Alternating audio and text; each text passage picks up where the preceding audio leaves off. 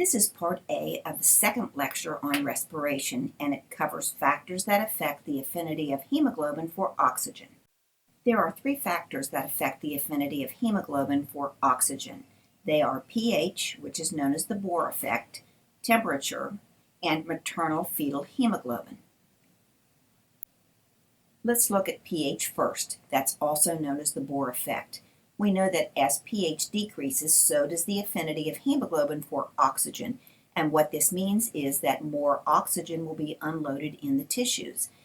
And this works well because as you exercise, carbon dioxide is given off, and carbon dioxide will form a weak acid, which drops the pH.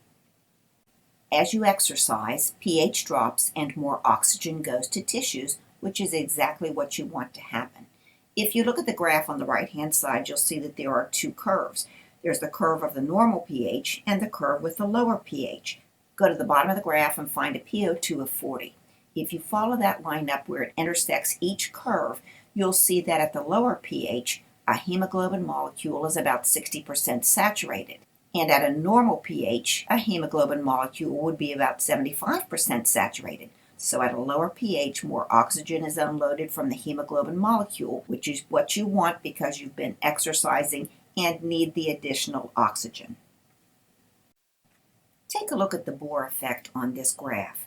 If you look, normal blood pH is somewhere between 7.35 and 7.45, so it's the black curve at the top.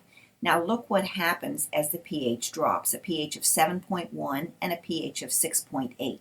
Again, go to a PO2 of 40, follow it up and see where it intersects each of those curves and see how saturated each hemoglobin molecule is with oxygen.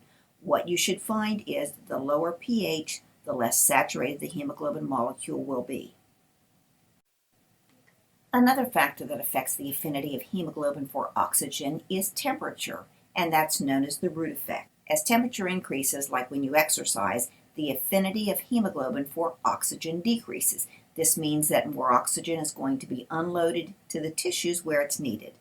With the root effect, you'll see that as you exercise, temperature rises and more oxygen goes into the tissues, again, which is exactly what you want because when you exercise, you need more oxygen. Normal body temperature is 37 degrees centigrade. If you look at the graph on the right, you'll see that 37 degrees centigrade is the curve in the middle. Now look what happens if you decrease body temperature to 32 degrees centigrade and if you increase it to 42 degrees centigrade.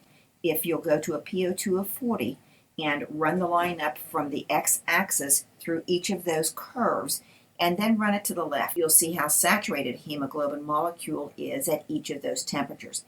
Again, what you should find is that as the temperature increases, that the saturation of the hemoglobin molecule decreases because you've unloaded the oxygen to the tissues.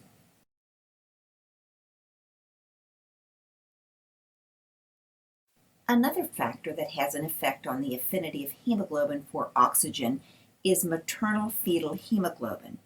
At the same PO2, maternal hemoglobin has a lower affinity for oxygen than fetal hemoglobin. This will allow mom to give up oxygen to the fetus. This is the oxygen-hemoglobin dissociation curve for both maternal and fetal hemoglobin. Mom is the curve on the right and baby is the curve on the left. If you go to an oxygen partial pressure of 19 and run that dotted line up through both the red curve and the blue curve, you'll see that mom is less saturated than baby is. And because she is, mom gives up her oxygen to baby. This is exactly what you want to happen. I'd like you to go back and take a look at each of these three curves. What you should see is with the Bohr effect that it is a right-handed shift. With the root effect, it is also a right-handed shift, and this means that it moves to the right of the normal oxygen-hemoglobin dissociation curve. In the case of the maternal-fetal shift, it's a left-handed shift.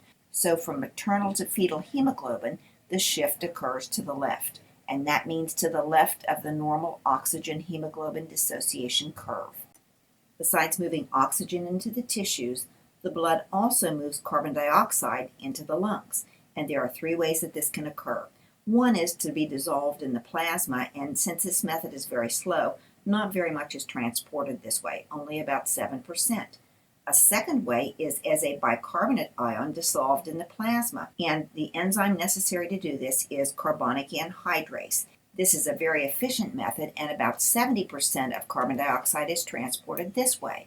The third way is bound to hemoglobin to form a carbaminohemoglobin molecule, and about 23% is transported this way.